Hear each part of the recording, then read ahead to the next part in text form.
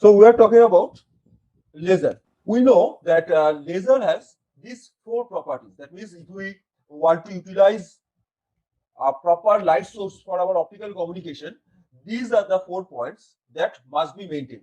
The light beam coming out of that source would be highly coherent. That means there would be a no phase difference case, or if there is a phase difference between any two light beam, then that phase difference remains constant over time. That is temporal coherence. I'm not talking about spatial coherence here.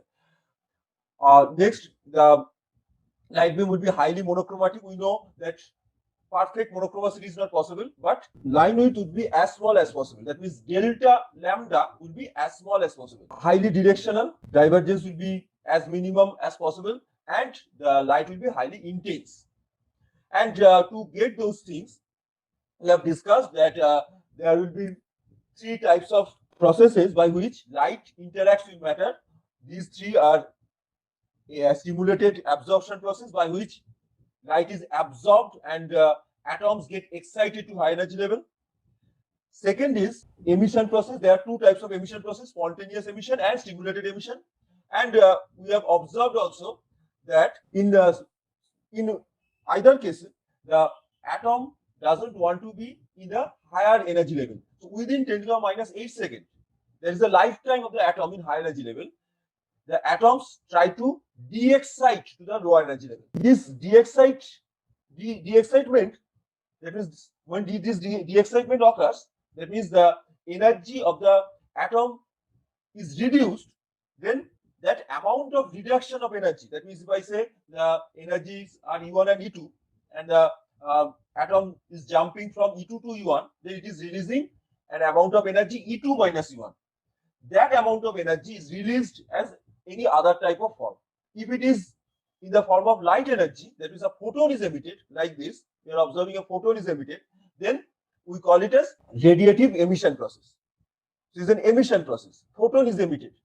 Now there are 2 types of emission process. One is the spontaneous emission, which is undergone spontaneously by the atom itself. The atom doesn't listen to anyone.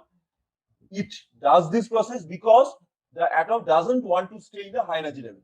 It automatically, spontaneously comes down to the lower energy level. That means it de-excites to the lower energy level by releasing some amount of light energy. So this is spontaneous emission process. And this spontaneous emission process depends on the number of atoms present in that high energy level, L2. And that probability of occurrence of this spontaneous emission is governed by Einstein A coefficient, A21 we say.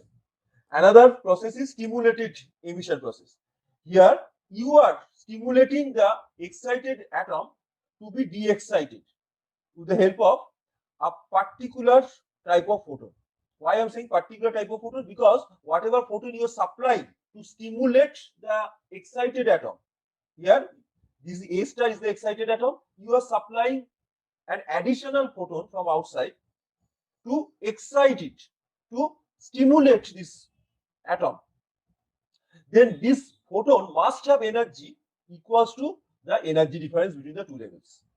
If we want to de-excite the atom from E2 to E1, then energy difference should be E2 minus E1. If we suppose there is a atom in E3 energy level, now I want to de-excite it to E1 energy level, then what is the amount of energy we require? Then the photon which I need to supply should be of energy E3 minus E1. E3 minus E1. This is the amount of energy we require to supply. Then only this stimulating photon will stimulate this atom to come down. That means as if it is signaling the atom in excited state that your time is over, go back to your original energy level, E1. So this is the message sent by this stimulating photon. As a result, the atom is de-excited with the releasing of another photon. And now we have 2 photons. One, the initial or stimulating photon, and another photon is now created by the emission process. Now we have 2 photons. Now the importance of this process is that these 2 photons must have same frequency, same phase, same state of polarization and same direction. They have same frequency. You observe they have same frequency, both have same frequency nu, because the frequency depends on the energy difference. Now they have same frequency, same state of polarization. That means if one is linearly polarized, other will be linearly polarized. If one is circularly polarized, other will be circularly polarized. They are completely coherent with each other, highly coherent, because they have no phase difference between them, and they are moving in the same direction. So that is why this particular process, stimulated emission process, should be utilized for the making of a proper light source for optical communication. Because for optical communication, we require highly coherence, highly monochromaticity, highly directional principle. So these three we require, and these three can be obtained from stimulated emission. Therefore, now we know that stimulated emission should be the dominant process.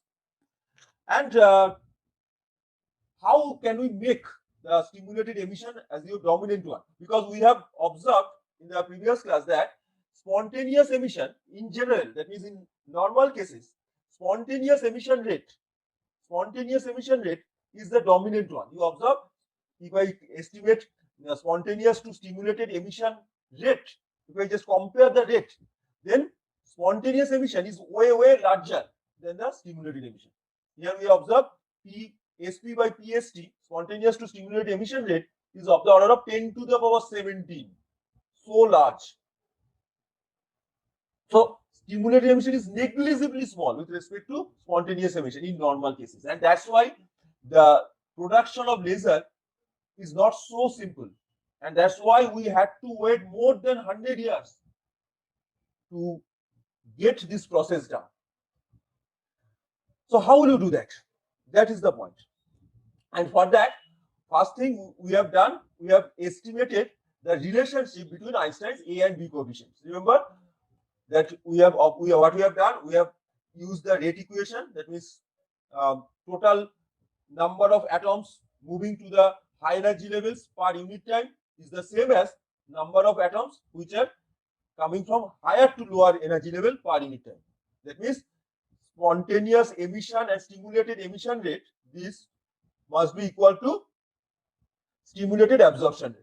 And from that, we have estimated U nu.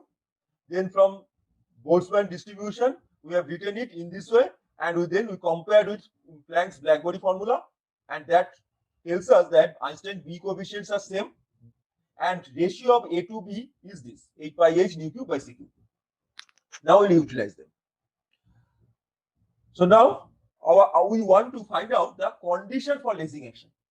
If we know what are the conditions that are required for any lasing action, that means what should be the condition if you want to construct a laser. If we know this, then we can find out some ways to do that. So let's first find out what are the conditions. So one thing is sure, that stimulated emission must be the dominant one. There's no doubt.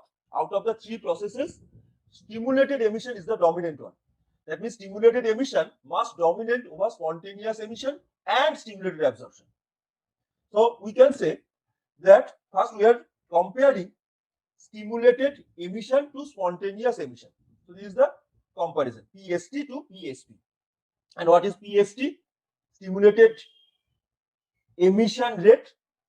We have observed that it is proportional to N2 U nu, and that proportionality constant is B21. So we can write PST equals to B21 N2 U nu. Similarly, spontaneous emission rate is A21 into N2. So N2 N2 cancel out. This is what we get. Okay, this is what we get. Now, another thing is that if we compare stimulated emission with stimulated absorption, now we are comparing stimulated emission to stimulated absorption. So B21 N2 U nu, B12 N1 U nu. But we know Einstein's B coefficients are same. Einstein's B coefficients are same. Keep writing. Therefore, these two are cancelled out. Only we have N2 by N1. Okay, written. So when we compare stimulated emission rate with spontaneous rate and stimulated absorption rate, this we get. Okay. Now we know that we want stimulated emission to be the dominant one. That means, in other words, stimulated emission rate should be greater than spontaneous emission rate. PST should be greater than PSP. Stimulated emission rate should be greater than spontaneous emission rate. Therefore, you observe left hand side, the numerator is greater than denominator. Therefore, from this, can I write B21 greater than A21? Therefore, B21 should also be greater than A21. This is the first condition. But it is not sufficient because there is an U nu attached to it. That means, suppose my condition is B21 greater than A21 and U nu is very small.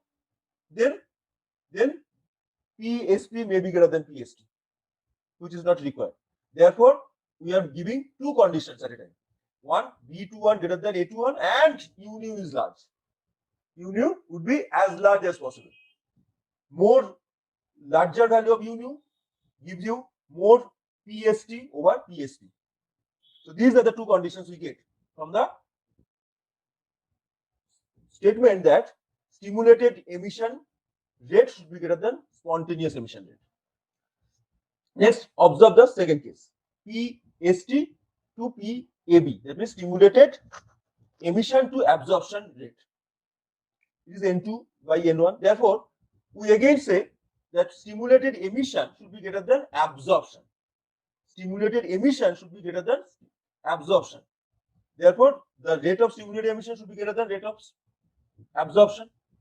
Therefore, N2 should be greater than N1. So these are the three conditions we have.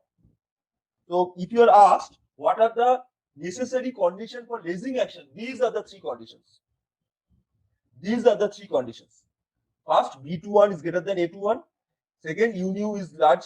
And third, N2 is greater than N1. Now, when B21 is greater than A21, statement can be achieved by having a particular type of energy level called metastable energy level. We'll discuss each of them individually, but for now, just note it down. That when we say B21 greater than A21, that condition, this condition is actually equivalent to having a metastable energy level in the system. We have not talked about what is metastable energy level. Just note it down. That B21 greater than A21, this condition is equivalent to having metastable energy level in your system. When we say U nu is very large, okay, by the way, this metastable energy level can be achieved by doping. How we'll discuss later. So this can be achieved by doping. Note it down. That means if we have a particular type of material, then you can dope something in it to get this metastable energy level. As for example, we have a sapphire crystal. Within the sapphire crystal, we dope some chromium ion. Then we can get this metastable energy level.